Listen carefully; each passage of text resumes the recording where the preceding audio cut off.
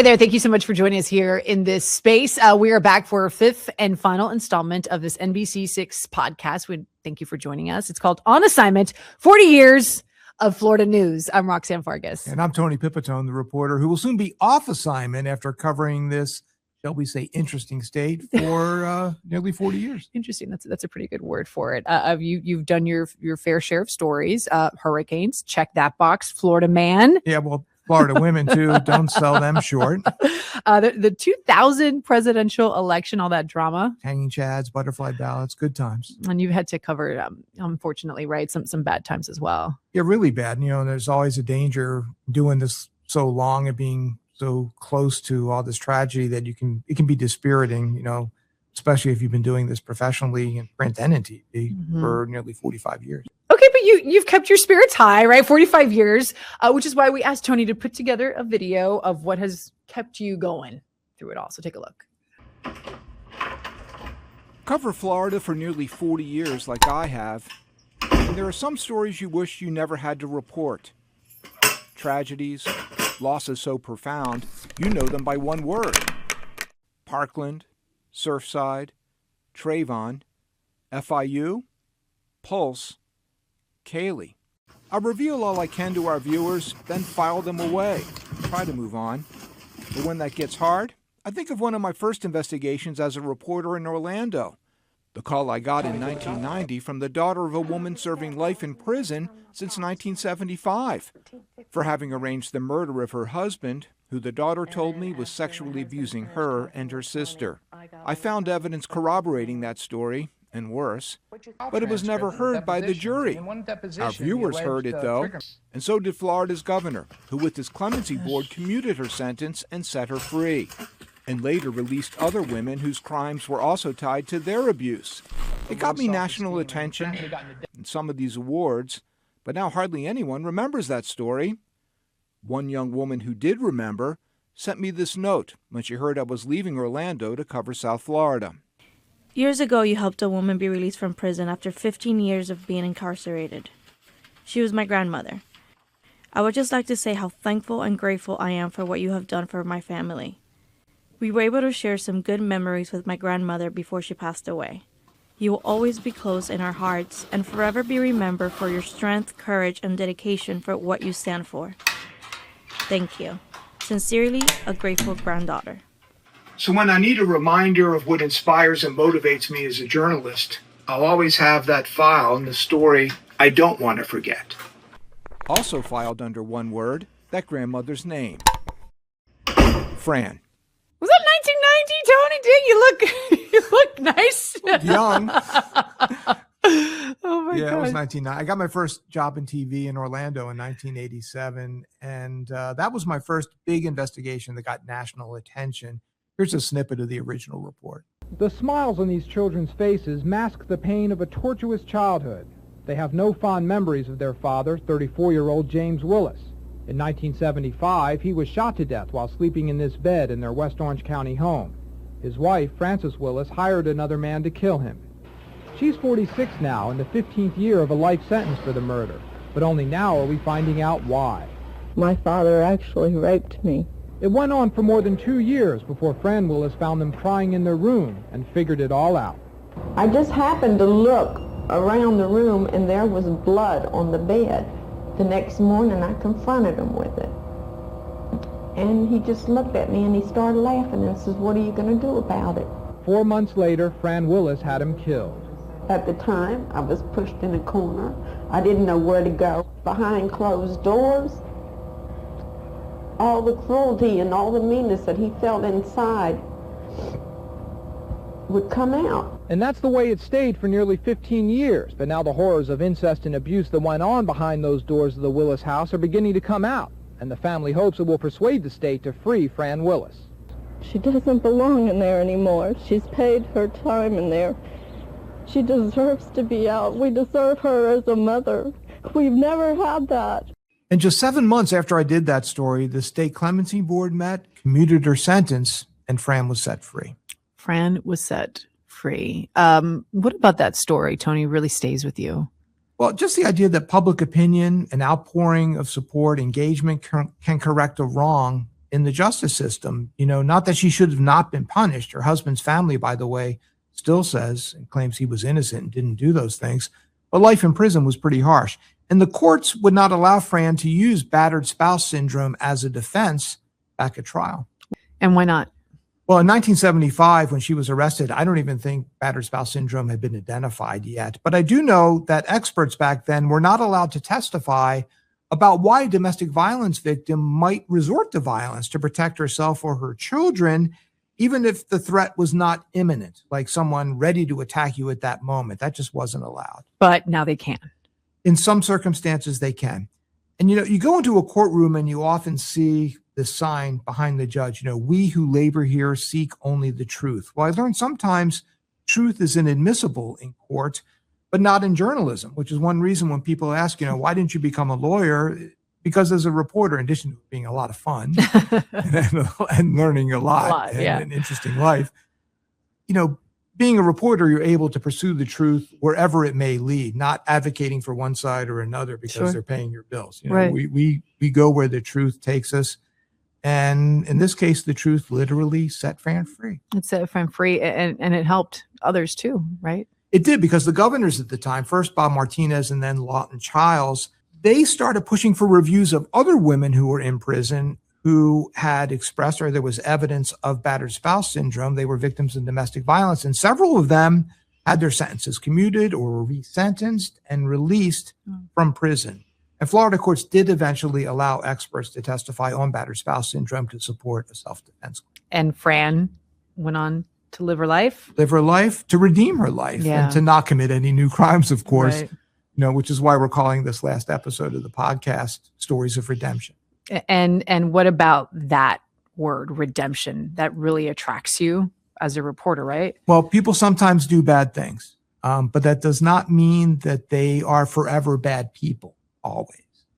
Drugs, poorly developed brains, peer pressure, horrible childhoods, they can put people on the wrong path, and some are not strong enough or lucky enough to step off or get pushed off that path before they commit a crime. And some stay on it, right? And do horrible things. Absolutely. And they deserve the punishment they get. I mean, there's no forgiveness from victims and survivors I talk to for some of those who commit the worst atrocities. But it's nice to be reminded that some people who do bad things can redeem themselves. And I was really taken by one man from Miami who turned his life around in prison. I met him 10 years ago and have followed his amazing journey ever since. Lady Justice may be blindfolded, but she'd sure want to take a peek at this.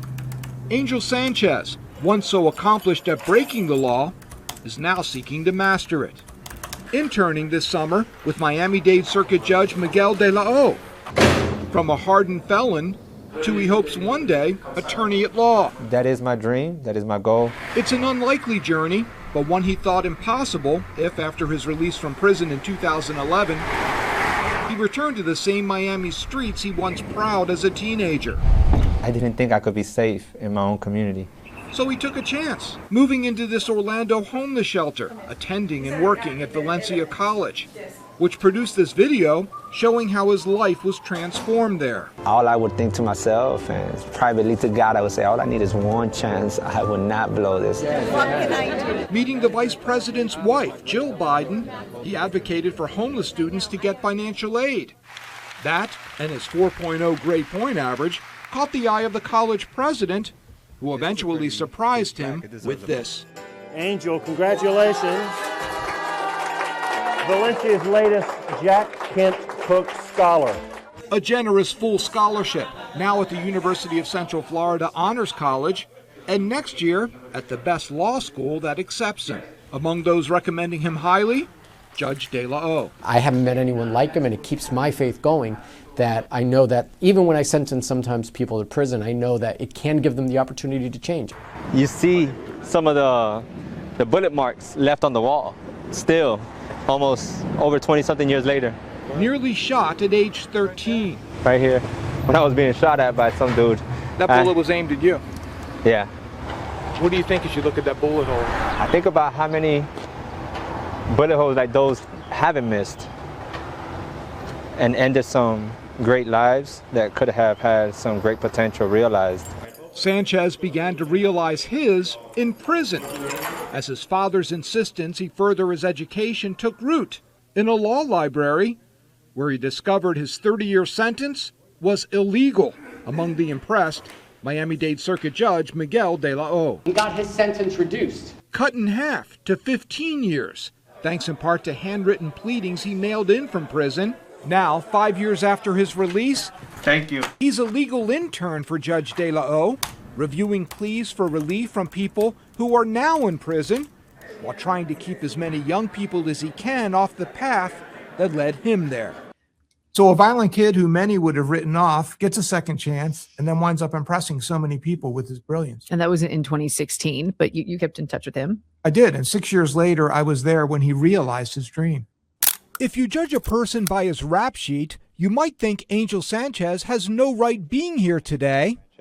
Do solemnly swear. Do solemnly swear. In the same courthouse where 23 years ago he was sentenced to 30 years in prison for attempted murder and other crimes, Sanchez was sworn in as an attorney into the District of Columbia Bar. And that I will support the Constitution of the United States of America. For 11 years you've been out now and working toward this, and here it is. Can you believe it? Can't believe it. It's surreal. And in fact, I had to ask the bar and sent them an email asking, is this right? Is this correct? I was afraid that it might be a mistake. Sanchez's rap sheet began when he was just 11 years old and ended when he was 17, sentenced to that 30-year term. But with just a 9th grade education, working the prison law library, he found his sentence was illegal.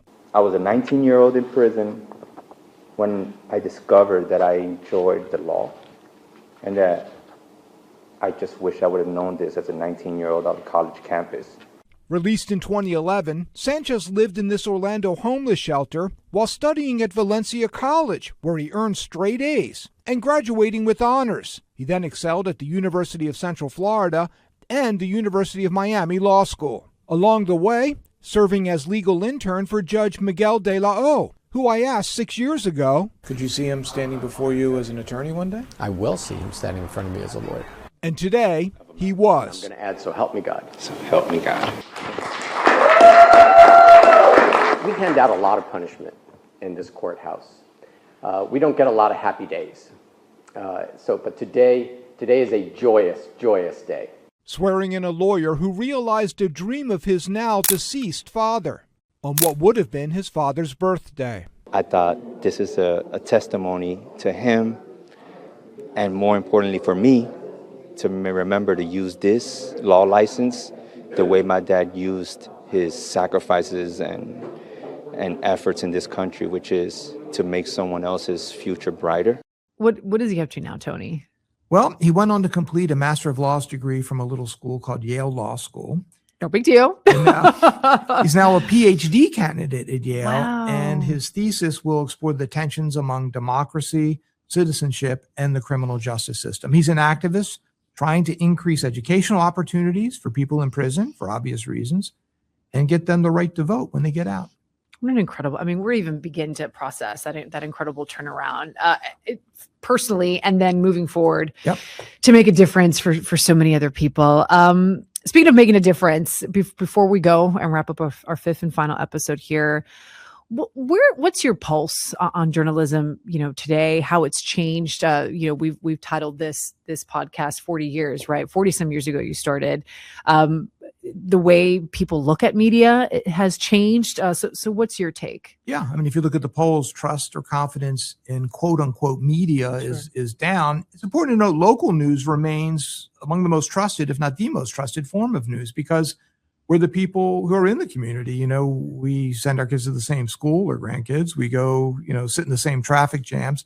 We don't just parachute in when disaster strikes and then, move on to the next calamity. We also stick to the facts, and as for why media, quote unquote, overall is down, some people confuse or conflate my world, fact-based journalism with opinion journalism. And there's a lot of that offered for free on cable news, on talk radio, social media especially, and it's often worth every penny, which is to say it's not worth much at all. Talk is cheap. So like social media algorithms, they seem designed to try to provoke you, get attention by getting outrage and humiliation or degradation of people, based on their political beliefs or their skin color or where they come from.